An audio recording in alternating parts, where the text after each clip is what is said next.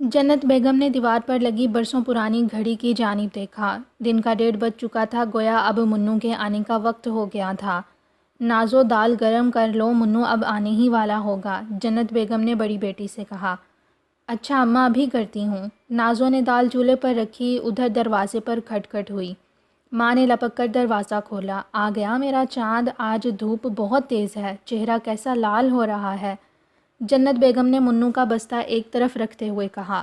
منو دھم سے پلنگ پر گر گیا۔ اٹھ جاؤ بیٹے، ہاتھ منہ دھو لو، یونیفارم بدل کر جلدی سے کھانا کھا لو، بہت بھوکے ہوگے۔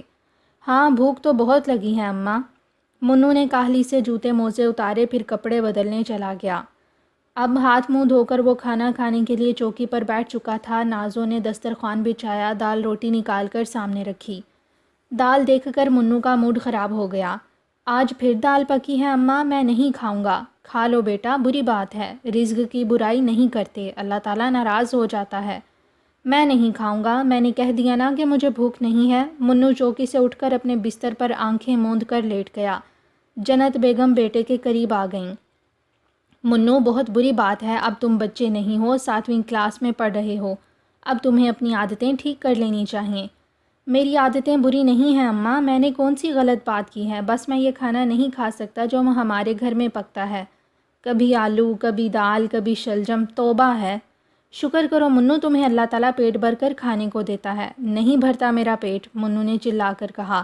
ہر روز الٹی سیدھی چیزیں کھا کر جی متلاتا ہے۔ ایک وہ ہے جیدی، اس کے گھر جا کر دیکھیے کیا ٹھاٹھ ہیں اس کے، ایک سے ایک عمدہ کھانے اور کپڑے، آخر کیوں؟ وہ بڑے لوگ ہیں بیٹے، ان کی طرف مت دیکھو۔ جیدی تمہاری کلاس میں پڑھتا ہے، اپنی دوستی کو کلاس کی حد تک محدود رکھو بس۔ یہی تو میں پوچھتا ہوں کہ ہم بڑے لوگ کیوں نہیں ہیں، منو نے جھنجھلا کر پوچھا۔ ہم بھی بڑے لوگ ہیں اماں نے کہا، پر ویسے نہیں جیسے جیدی کے گھر والے۔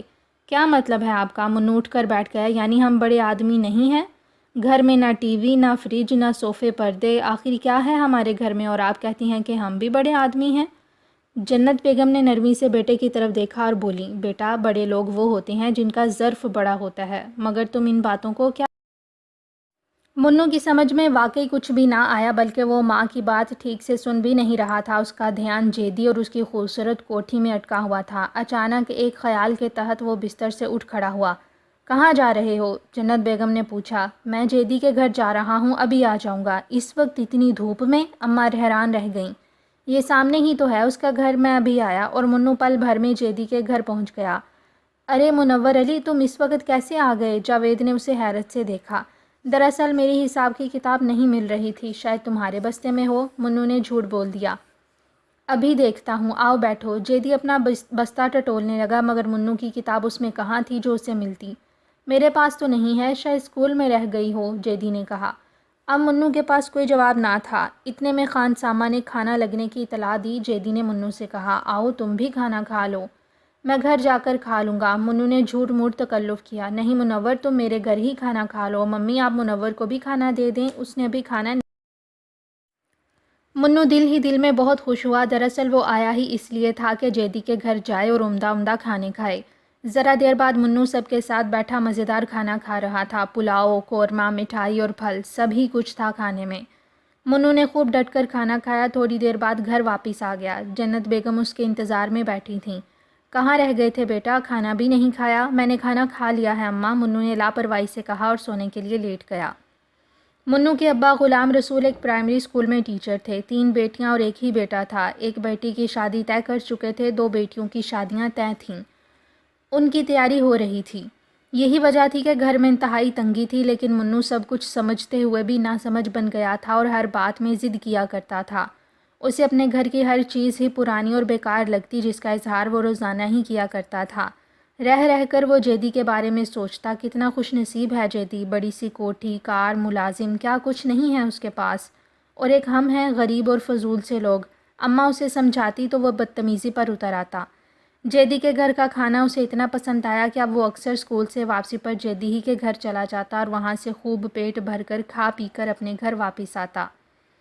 1-2 بار تو وہ بھی سب کے ساتھ میز پر بیٹھا تھا، مگر اب یہ ہوتا کہ خان سامہ اسے الگ کھانا نکال دیتا اور وہ چپ چاپ کھانے لگتا۔ جیدی، اس کے ممی ڈیڈی اور بڑی آپا مزے سے میز پر کھانا کھاتے، کہکہے لگاتے جاتے، کوئی اس کا خیال بھی نہ کرتا۔ وہ چپ چاپ اپنے گھر واپس آ جاتا جہاں استاد غلام رسول پیاز کی چٹنی سے بیسن کی روٹی کھا رہے ہوتے اور جنت بیگم ہاتھ کا پنکھا جھل رہی ہوتی۔ نازو سراہی کا ٹھنڈا پانی نکال کر بابا کے سامنے رکھتی اور رابعہ بابا کا حقہ تازہ کر رہی ہوتی۔ منو سب کو اس قدر مطمئن دیکھ کر دل ہی دل میں جل جاتا اور پاؤں پٹکتا اپنے بستر میں گھس جاتا اور پھر جیدی کے متعلق سوچتے سوچتے اسے نیند آ جاتی۔ ایک روز ماں نے اسے آرام سے سمجھایا، بیٹا یوں روز روز جیدی کے گھر کھانا مت کھایا کرو، ہم عزت دار لوگ ہیں، ہمارے پاس اللہ کا دیا سب کچھ ہے، تمہارے بابا استاد ہیں پرائمری ہی کے صحیح، تمہیں خیال کرنا چاہیے ان باتوں کا۔ اماں وہ بہت اچھے لوگ ہیں، میری بہت خاطر کرتے ہیں، میں سوچتا ہوں اب میں وہیں رہ جاؤں۔ اماں منو کی بات سن کر سناٹے میں رہ گئی۔ کیا کہہ رہے ہو منو، تم اپنا گھر چھوڑ دو گے؟ یہ بات نہیں ہے اماں، منو خوش آمد پر اتر آیا۔ دراصل یہ بات جیدی کی باجی نے مجھ سے کہی ہے، وہ کہہ رہی تھیں تم یہی رہا کرو، جیدی کے ساتھ اسکول چلے جانا، میں بھی سوچتا ہوں 2 میل روز پیدل جاتا آتا ہوں، اگر وہیں رہ جاؤں تو کیا حرج ہے۔ اپنے بابا کے سامنے یہ بات مت کہنا، وہ بہت ناراض ہوں گے، لیکن میں نے افشاں باجی سے وعدہ کر لیا ہے، ہم سے پوچھے بغیر۔ یہ کوئی بری بات تو نہیں، میں اچھا کھاؤں گا، ٹھاٹھ سے رہوں گا، جیدی کے ساتھ گاڑی میں بیٹھ کر پڑھنے جایا کروں گا۔ منو تم نہیں سمجھتے، شاید سمجھ بھی نہ سکو، اماں نے آہستہ سے کہا، اب تمہارے بابا ہی تمہیں ٹھیک کریں گے۔ مگر منو نے اس مسئلہ پر ایک طوفان کھڑا کر دیا، میں جیدی کے گھر ضرور رہوں گا، باجی نے خود مجھ سے کہا ہے۔ اور منو کی بات کی تائید میں جیدی خود ان کے بوسیدہ مکان میں آیا اور جنت بیگم سے بولا، باجی نے منو کو بلوایا ہے، ہم چاہتے ہیں منو ہمارے ساتھ رہے۔ خود سر بیٹے کی ضد کے سامنے شریف ماں باپ خاموش ہو گئے۔ منو چلا گیا۔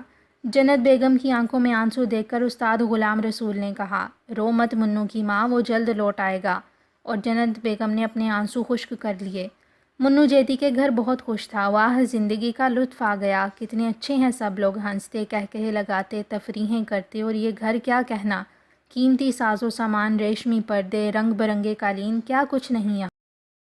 اچانک اس کے ذہن میں اپنا بوسیدہ گھر آ گیا، دھیمی آواز میں بات کرتے بابا اور اچھی باتوں کی نصیحت کرتی اماں۔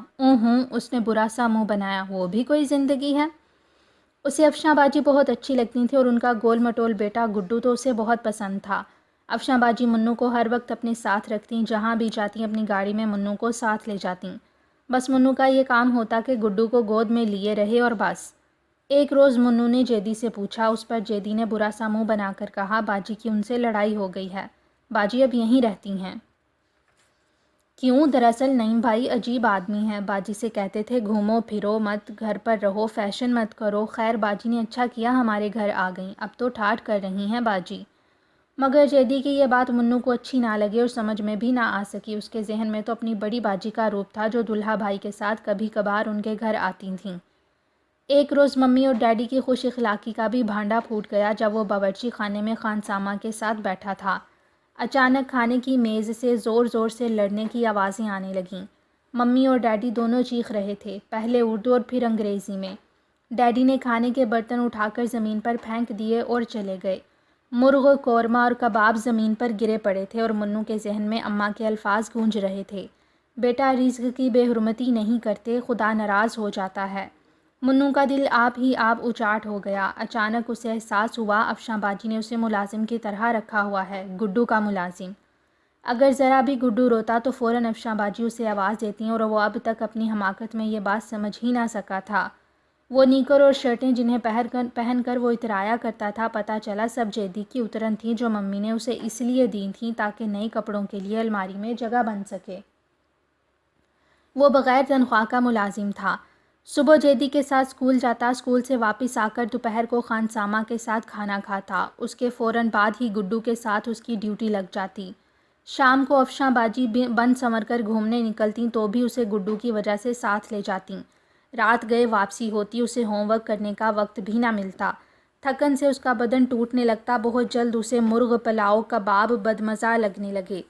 اب اسے پتہ چلا یہاں کے لوگ وہ نہیں تھے جو دور سے نظر آتے تھے۔ اپنا گھر چھوڑ کر اس نے بہت بڑی غلطی کی۔ اس نے دیکھا ڈیڈی ممی سے ناراض تھے مگر ممی کو پرواہ نہ تھی۔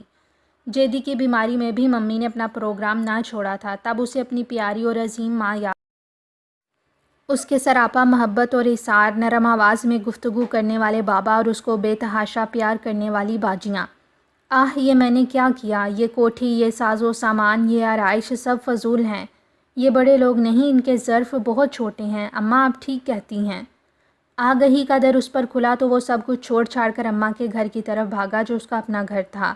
آج اس نے مرغن کھانا نہیں کھایا، اسے بہت زور کی بھوک لگی ہوئی تھی۔